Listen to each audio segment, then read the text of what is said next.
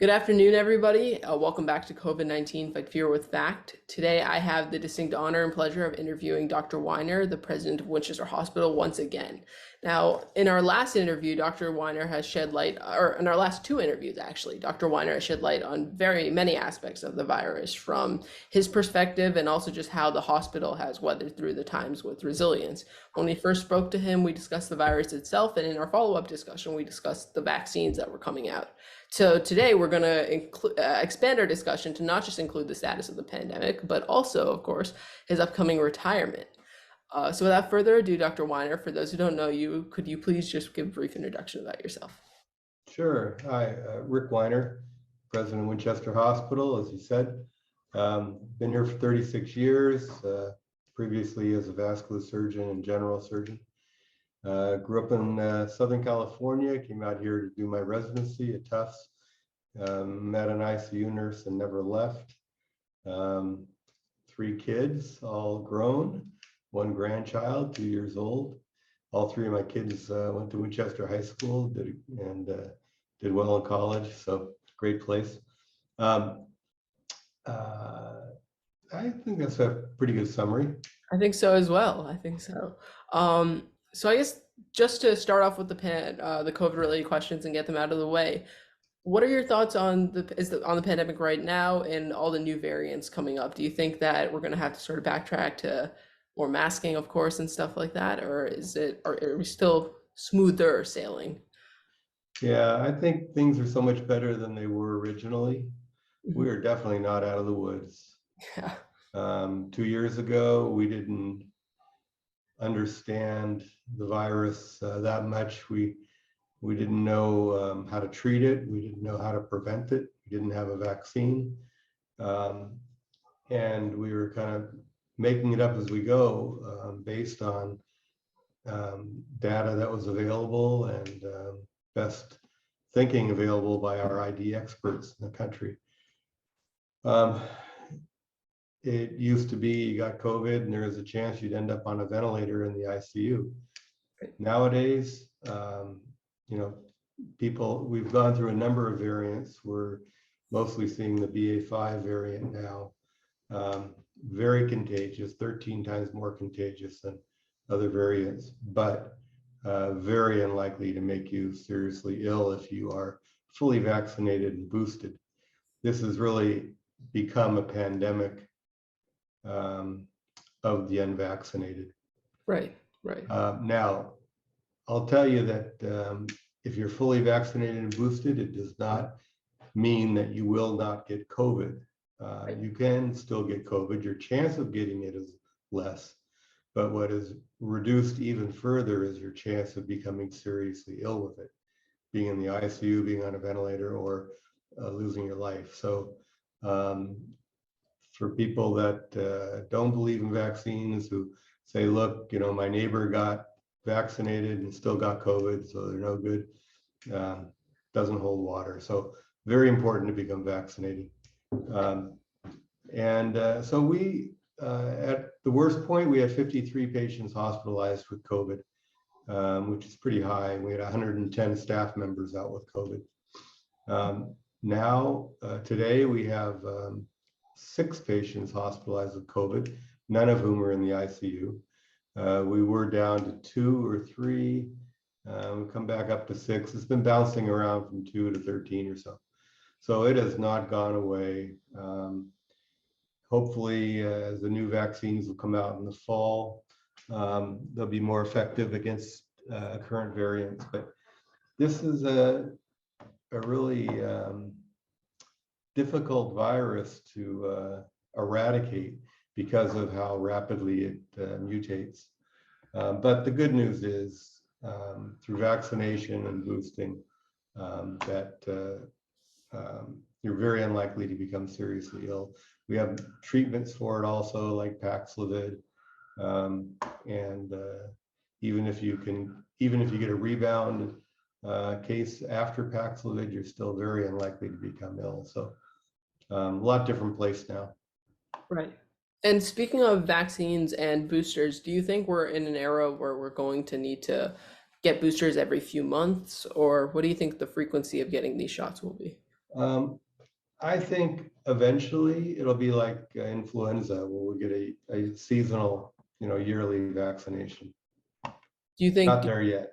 okay, yeah. Do you have I know this is a very hard question, but do you have a prediction as to when maybe we might be there? Sometime between now and 2 years from now. Okay. So okay, it's not terribly far away. No, That's nice.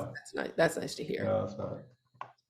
Now I guess I'm kind of curious now that we're, like you mentioned, doing better. Obviously, it's still not out of the woods, but how has the pandemic provided any permanent or at least semi-permanent change to the delivery of healthcare, specifically in the hospital? I know that telehealth is probably a big factor where unessential doctor's visits can be conducted just over a phone call, but anything else? Yeah, so telehealth has been a huge advance. We were on the road to develop telehealth, and the pandemic accelerated that probably 100-fold out of necessity, and that was a good thing. Right. So telehealth is one. Hospital design is another one. When you build new hospital rooms, you make them negative pressure, which means that the airflow will be from the hallway under the door into the room, rather than vice versa. And for people who have a communicable condition like influenza or COVID, the germs won't leave the room, basically. It's the opposite in the operating room. You want the operating rooms to be very sterile, Sure. so you have a positive airflow where air will be pushed out from the room. Anyway, so hospital design is another one. Being able to separate entrances and exits, having plexiglass, having processes in place for masking, for attestation, for evaluating patients, visitors, family members when they come in. Would you say that like the streamline or the flow of hospitals is also a big one? As in, with COVID, I assume that just the organization of how everything moves throughout the hospital had to be tightened up a lot. I think So, hospitals are always looking to increase efficiency, right. throughput, we call it. Okay. Patients in the emergency room needs to be hospitalized. All the 50 things that have to happen for that to happen. Right. The doctor writing orders, the bed being cleaned from the last patient, et cetera, et cetera. Okay. I think we've become much more efficient with Okay. our throughput. That's good to Part of hear. that has to do with the need for it, because Right. so many patients require hospitalization, and also the challenges with staffing. That makes sense. Yeah, that makes sense. And I guess that's sort of what I wanted with like the whole pandemic aspect of things. So switching gears, of course, to your retirement. Like you mentioned, obviously you've been practicing for 36 years, I believe. And I guess I'm sort of curious, is there anything that just made you say this is the year that this is it, it's time to retire, or yeah. Yeah, actually, so I practiced from 86 to 2008, and then that was surgery. Then I switched over to administration. I realized that since you're entering your senior year, that there won't be too many more of these interviews anymore. So I said, what the heck? Why should I stay? Great answer. Great answer. You know. No, it's time. I want to spend some time with my wife, and with our grandson, hopefully our grandchildren by then. And it's time. I mean, I guess that's the best way, you know. And in that case, I guess, would you mind sharing a bit more about your upcoming retirement? I know you mentioned you want to spend time with your family, but do you want to do any other things? Do you still want to be involved in the medical field a little bit with a lower profile role, or anything related to medicine at all, or do you want to just be completely disconnected? Yeah, so I do want to be involved in many things, some of which I haven't even thought of yet. Right. but many of them I have. So I'd like to continue to teach medical students. I enjoy that a lot. I will not return to the delivery of healthcare, but I will certainly offer my services to charitable organizations that may be related to healthcare delivery, maybe sit on some boards, volunteering my services. I would like to attend some continuing education courses, study a number of things that I'm interested in. We have a place in Florida, which we will spend the winter, where we will spend the winter. I'll golf here and there. I originally thought I might golf every day when I retire. That was a while ago. Right. And now I don't think I would ever want to do that. There's so many other things I want to do. There wouldn't be time. Right. I think I feel like you might have said that to me in a previous interview or after a previous interview that you wanted to golf as frequently as you could.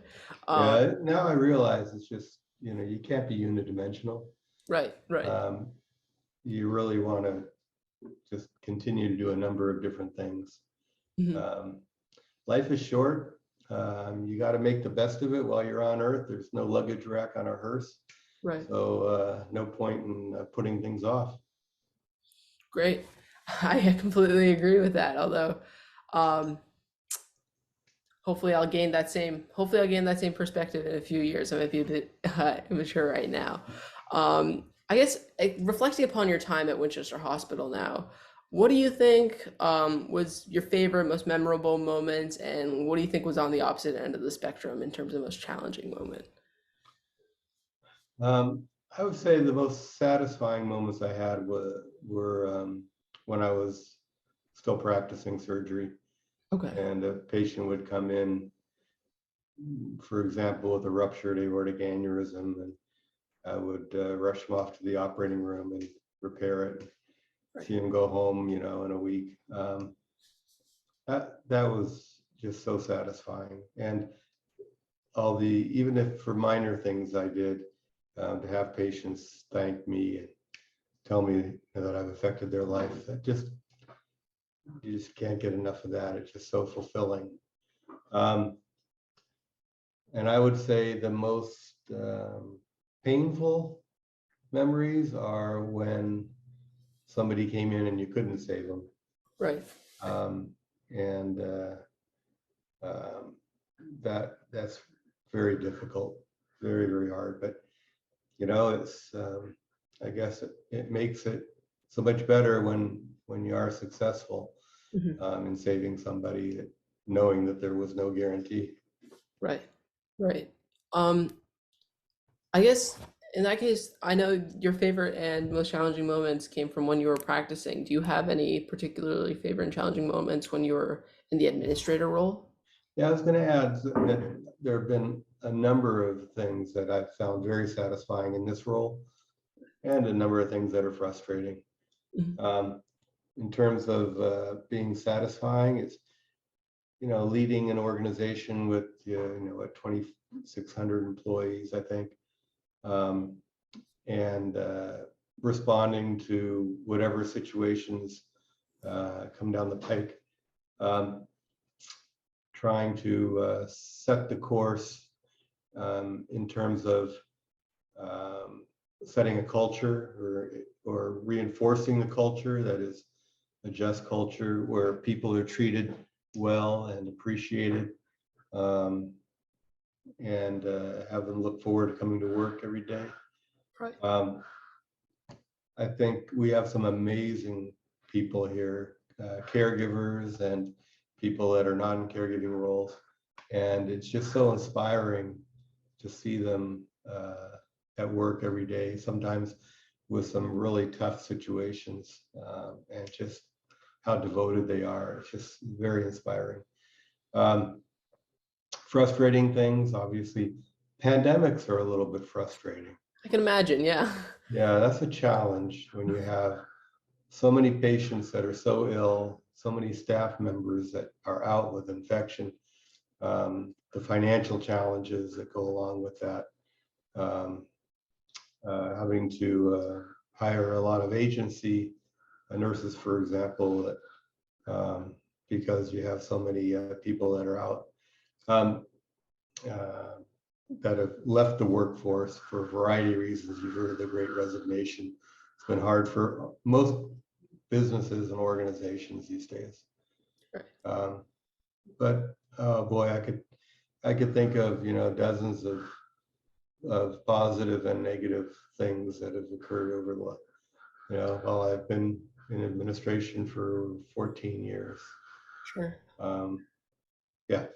Yeah. And I guess in that case, well, hindsight's 2020. In your entire career, do you think you would ever go back and change something, whether it's stay practicing a little longer or take up the administration role a little longer, or are you happy with how things went? I'm actually really happy. Nice. I think I've had the opportunity to live in both worlds, each with their own sets of satisfactions and fulfillments. I could think of 100 things I'd probably do differently, just knowing how things work out, but without that advanced knowledge, I wouldn't have done anything drastically different. Okay.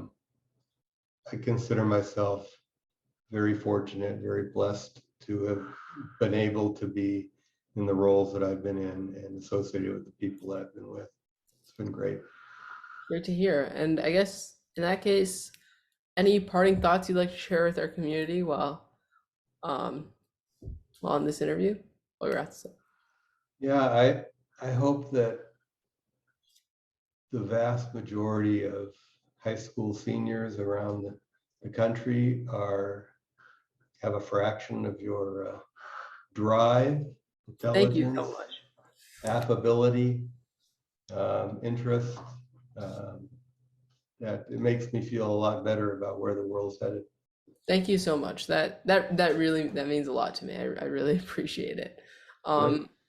And I guess in that case, it's time to wrap this up, right? Because thank you, Dr. Weiner. It's been a pleasure interviewing you now for the third time, and I hope you have a very restful retirement. And I hope we'll stay in touch and whatnot.